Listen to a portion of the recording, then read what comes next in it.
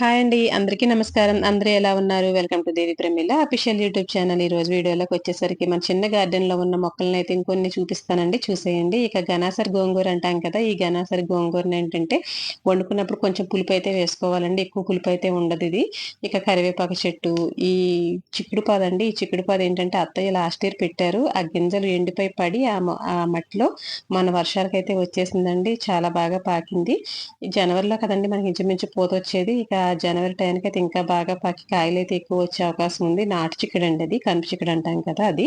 ఈ రోజు వచ్చేసరికి రెసిపీ ఏంటంటే ఇడ్లీ అండి. అది గోధుమ రవ్వతో ఇడ్లీ. ఇక అమ్మకి కొంచెం షుగర్ ఎక్కువగా ఉందని తెలిసిందండి. ఇక అందుకని చెప్పేసి తనకి ఉప్పుడు రవ్వ, బియ్యం రవ్వ అలాంటివేమీ వేయకుండా ఇక గోధుమ రవ్వ అండి, లేదంటే ఇందులో సజ్జ రవ్వ, జొన్న రవ్వ అలా మనకి ఏది అవైలబుల్‌గా ఉంటే అది వేసుకొని చక్కగా ఇడ్లీ కూడా ఇలా ప్రిపేర్ చేసుకోవచ్చు. అందులోనూ నేను పొట్టు మినపప్పుని పొట్టు పడేయకుండా ఆ పొట్టు కూడా శుభ్రంగా నీట్‌గా క్లీన్ చేసుకున్నాక అందులో వేసి రుబ్బానండి. రుబ్బిన తర్వాత ఇక అందులోను మన కొలత ప్రకారంగానే రవ్వ వేసుకొని అది నానిన తర్వాత కలుపుకొని ఇలా పులిసిన తర్వాత ఒక మంచి బాక్టీరియా ఫార్మ్ అవుతుంది కదండీ!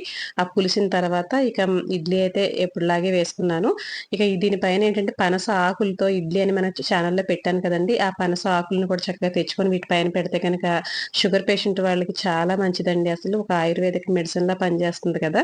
ఇక ఈ ఇడ్లీ కూడా ఇలా చక్కగా వాళ్ళు హెల్తీగా తినొచ్చండి. ఇక ఇడ్లీ కూడా చూడండి తయారైన తర్వాత ఎలా ఉన్నాదో. కొంచెం రవ్వ రవ్వగా మెత్త మెత్తగా బావుంటుందండి. ఇడ్లీ ఏంటంటే దానికి దీనికి వేరియేషన్ ఏమి ఉండదు. మన ఆవిరి కుడుము ఉంటుంది కదా! ఆ ఆవిరి కుడుములాగే ఉంటుందండి. చాలా బావుంటుంది. ఇది మీరు ఇడ్లీలా కాకుండా ఒక గుడ్డ పైన కట్టుకొని కూడా ఆవిరి కుడుములా కూడా వండుకోవచ్చు. చాలా బావుంటుంది. ఇలా కూడా ట్రై చేయండి. ఎప్పుడైనా మీకు ఇంట్లో గనక అత్తయ్యలు, అమ్మలు ఎవరో ఒకళ్ళు షుగర్‌తో చాలా బాధపడుతున్నారు కదండీ! వాళ్ళకి ఆ తిన్న ఫీలింగ్ కూడా బావుంటుంది కదా! ఇక అందుకని చెప్పేసి ఇక వీడియో నచ్చితే లైక్ చేయండి, షేర్ చేయండి. ఛానెల్‌ని అయితే సబ్స్క్రైబ్ చేసుకోండి.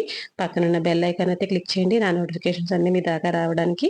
మళ్ళీ మంచి వీడియోతో మీ ముందుకైతే వస్తాను. అప్పటి వరకు ఉంటానండి.